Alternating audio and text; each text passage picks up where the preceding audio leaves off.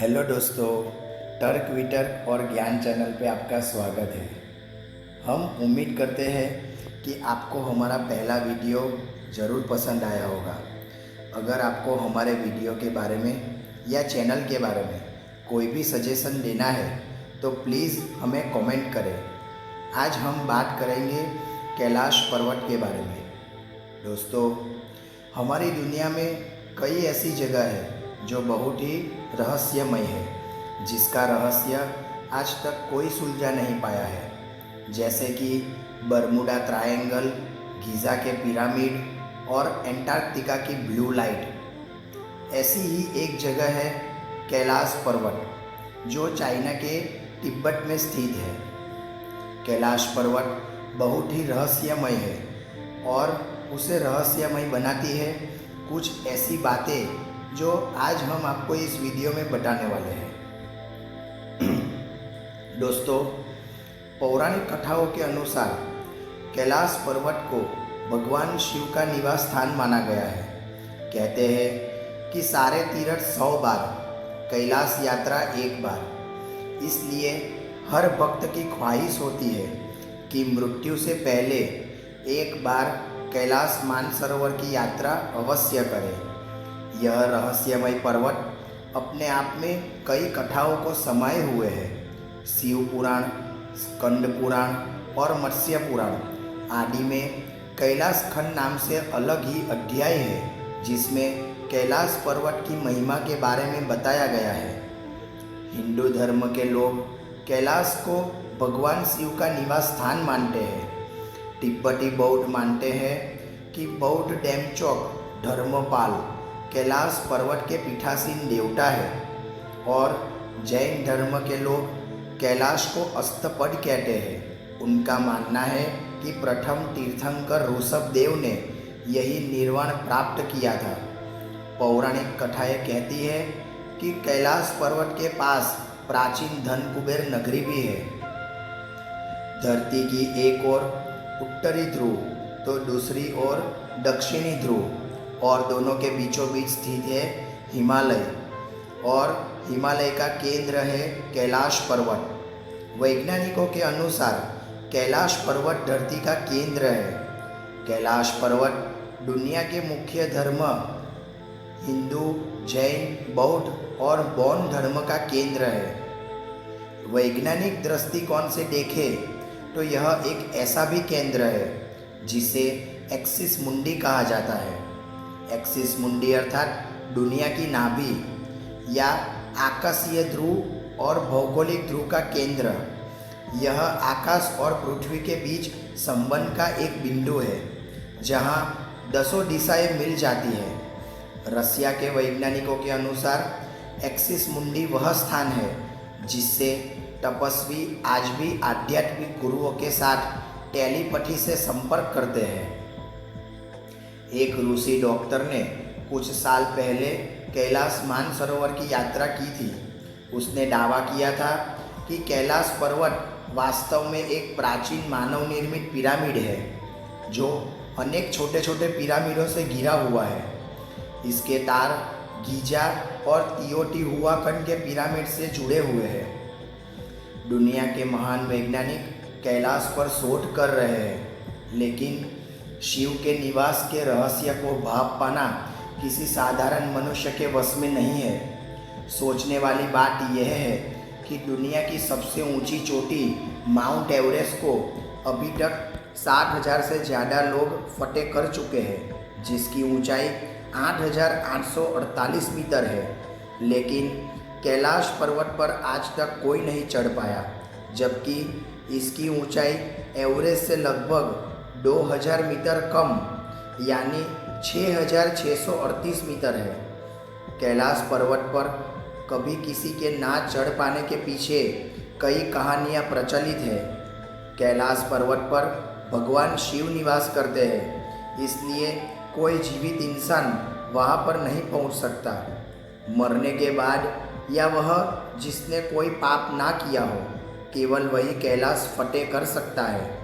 रसिया के वैज्ञानिकों की रिपोर्ट अनस्पेशियल मैगजीन के 2004 के जनवरी अंक में यह बात प्रकाशित की थी कि 11वीं सदी में एक तिब्बती बौद्ध योगी मिलारेप्पा ने इस पर चढ़ाई की थी, लेकिन मिलारेप्पा ने इस बारे में कभी कुछ नहीं बताया, इसलिए ये भी एक रहस्य है। ऐसा भी माना जाता है कि कैलाश पर्वत पर थोड़ा ऊपर चढ़ते ही व्यक्ति दिशाहीन हो जाता है। चूँकि बिना दिशा के चढ़ाई करना मतलब मौत को दावत देना है। वैज्ञानिकों के दृष्टिकोण से इस पर्वत का स्लोप भी 65 डिग्री से ज़्यादा है, जबकि माउंट एवरेस्ट में यह 40 से 60 डिग्री तक ही है, जो इसकी चढ़ाई को और मुश्किल बनाता है। यह भी एक वजह है कि पर्वतारोही एवरेस्ट पे तो चढ़ जाते हैं, लेकिन कैलाश पर नहीं चढ़ पाते। जिसने भी कैलाश पर चढ़ने की कोशिश की, उसकी मृत्यु हो गई। प्रसिद्ध रूसी चित्रकार निकोलाई रेरिक को यह विश्वास था कि कैलाश के आसपास के इलाके में संबाला नाम का एक रहस्यमय राज्य है। हिंदुओं के कुछ संप्रदाय इस संबाला राज्य को कपापा के नाम से पुकारते हैं, जहाँ सिर्फ सिद्ध और तपस्वी ही रह सकते हैं। रूसी डॉक्टर एर्नस्ट मुल्डासिफ ने अपने संस्मरणों में लिखा था कि उन्हें एक बार साइबेरियन पर्वतारोहियों ने बताया था कि कुछ पर्वतारोही कैसे कैलाश पर्वत पर एक निश्चित बिंदु तक पहुँचे, उसके बाद वे अचानक बूढ़े दिखाई देने लगे। इसके बाद 1 साल बाद ही बुढ़ापे की वजह से उनकी मृत्यु हो गई। इसकी सच्चाई का पता लगाने के लिए 1999 में रूस के नेत्र रोग विशेषज्ञ एर्नस्ट मुल्डासिफ ने यह तय किया कि वो कैलाश पर्वत के रहस्य को खोजने के लिए उस इलाके में जाएंगे, जिसके लिए उन्होंने एक टीम बनाई थी। इस पर्वतारोहण की टीम में भूविज्ञान और भौतिकी के विशेषज्ञ और इतिहासकार शामिल थे। इस दल के सदस्यों ने कई तिब्बती लामाओं से मुलाकात की, पवित्र कैलाश पर्वत के आसपास कई महीने बिताए। खोजबीन करने के बाद एर्नस्ट मुल्डासिफ की टीम इस निष्कर्ष पर पहुंची कि वास्तव में कैलाश पर्वत एक विशाल मानव निर्मित पिरामिड है, जिसका निर्माण प्राचीन काल में किया गया था। उन्होंने दावा किया कि यह पिरामिड कई छोटे छोटे पिरामिडों से घिरा हुआ है और यह पारलौकिक गतिविधियों का केंद्र है। वहां से लौटने के बाद एर्नस्ट मुल्डासिफ ने लिखा कि रात की खामोशी में पहाड़ के भीतर से एक अजीब तरह की फुसफुसाहटों की आवाज़ सुनाई देती है। एक रात अपने 2 सहयोगियों के साथ मैंने साफ साफ पत्थरों के गिरने की आवाज़ सुनी थी। यह आवाज़ कैलाश पर्वत के पेट के भीतर से सुनाई दे रही थी। हमें ऐसा लगा कि जैसे इस पिरामिड के अंदर कुछ लोग रहते हैं। इसी लेख में उन्होंने आगे लिखा कि तिब्बती ग्रंथों में लिखा हुआ है कि संबाला एक आध्यात्मिक देश है जो कैलाश पर्वत के उत्तर पश्चिम में स्थित है। वैज्ञानिक दृष्टिकोण से इस विषय पर चर्चा करना मेरे लिए मुश्किल है। मैं पूरी सकारात्मकता से यह कह सकता हूँ कि कैलाश पर्वत का इलाका सीधे सीधे पृथ्वी के जीवन से जुड़ा हुआ है। जब हमने सिद्ध और तपस्वियों के राज्य तथा पिरामिड और पत्थरों के दर्पण को मिलाकर एक योजनाबद्ध नक्शा बनाया, तो हम यह देखकर हैरान रह गए कि वह नक्शा जैसे डीएनए के अणु की स्थानिक संरचना का नक्शा हो। कैलाश पर सिर्फ पुण्यात्मा ही निवास कर सकती है। माना जाता है कि जो व्यक्ति अच्छे कर्म करता है उसे मृत्यु के बाद कैलाश पर्वत में स्थान मिलता है। यह प्राचीन काल से ही अच्छी आत्माओं का निवास स्थान माना गया है। कैलाश पर्वत 2 सरोवरों को भी अपनी अस्मिता में बांधता है, मानसरोवर झील तथा राक्षस झील। ऐसे सरोवर जो दुनिया भर में अपनी विभिन्नता के लिए प्रसिद्ध है। ये 2 सरोवर इस पर्वत की शान है। पहला मानसरोवर, जो दुनिया की मीठे पानी की उच्चतम झीलों में से एक है। और जिसका आकार सूर्य के समान है। दूसरी राक्षस झील, जो दुनिया में खारे पानी की उच्चतम झीलों में से एक है और जिसका आकार चंद्र के समान है। ये दोनों झील सौर और चंद्र के बल को प्रदर्शित करती है, जिसका संबंध सकारात्मक और नकारात्मक ऊर्जा से है। हवाई दृश्य देखने पर इस दो झील और पर्वत से स्वस्तिक के समान आकृति उभरती है। यह उपस्थित ऋषि बताते हैं कि कैलाश मानसरोवर उतना ही प्राचीन है जितनी हमारी सृष्टि है। यह भी मान्यता है कि कोई व्यक्ति मानसरोवर में एक बार डुबकी लगाता है, वह रुद्रलोक को प्राप्त कर लेता है।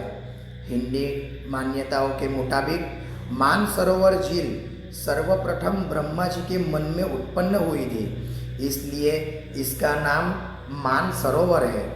ये मानस और सरोवर से मिलकर बनी है, जिसका अर्थ है मन का सरोवर। यह झील इस इलाके में 320 वर्ग मीटर के क्षेत्र में फैली है। यह समुद्र तल से लगभग 4556 मीटर ऊंचाई पर स्थित है। कैलाश पर्वत की चारों दिशाओं से 4 नदियों का उद्गम होता है, ब्रह्मपुत्र, सिंधु, सतलज और कर्णाली। इन नदियों से ही गंगा, सरस्वती सहित चीन की अन्य नदियाँ भी निकलती है। कैलाश की चारों दिशाओं में विभिन्न जानवरों के मुख है, जिसमें से नदियों का उद्गम होता है। पूर्व में अश्वमुख, पश्चिम में हाथी मुख, उत्तर में सिंह मुख और दक्षिण में मोर का मुख है, ऐसा माना जाता है। यदि आप कैलाश पर्वत या मानसरोवर झील क्षेत्र में जाएंगे तो आपको निरंतर कई आवाज़ें सुनाई देंगी। एरोप्लेन उड़ रहा हो ऐसी आवाज़ें भी सुनाई देती है। यह एक ऐसी प्रकार की अलौकिक जगह है जहाँ पर प्रकाश तरंगों और ध्वनि तरंगों का समागम होता है, जिससे ओम की ध्वनि सुनाई देती है। वैज्ञानिक कहते हैं कि हो सकता है यह आवाज़ बर्फ़ पिघलने की हो। कुछ वैज्ञानिक यह भी कहते हैं कि हवाएं जब पहाड़ से टकराती है तब डमरू जैसी आवाज़ सुनाई देती है। कहा जाता है कि गर्मी के दिनों में जब मानसरोवर की बर्फ़ पिघलती है तो एक अजीब प्रकार की आवाज़ सुनाई देती है। स्थानिकों का मानना है कि यह आवाज़ मृदंग की आवाज़ है। दावा किया जाता है कि कई बार कैलाश पर्वत पर 7 तरह की लाइट आसमान में चमकती हुई दिखाई देती है। नासा के वैज्ञानिकों का यह मानना है कि हो सकता है ऐसा वहाँ के चुंबकीय बल के कारण होता हो। कैलाश पर्वत की चुंबकीय शक्ति आकाश के साथ मिलकर ऐसी चीज़ें कई बार बना सकती है। तो दोस्तों, आपको हमारा वीडियो कैसा लगा? अगर आपको हमारा वीडियो पसंद आया हो तो लाइक ज़रूर कीजिए और कमेंट में बताएं कि वीडियो कैसा लगा। और अभी तक आपने हमारे चैनल को सब्सक्राइब नहीं किया है तो प्लीज़ चैनल को सब्सक्राइब ज़रूर कीजिए।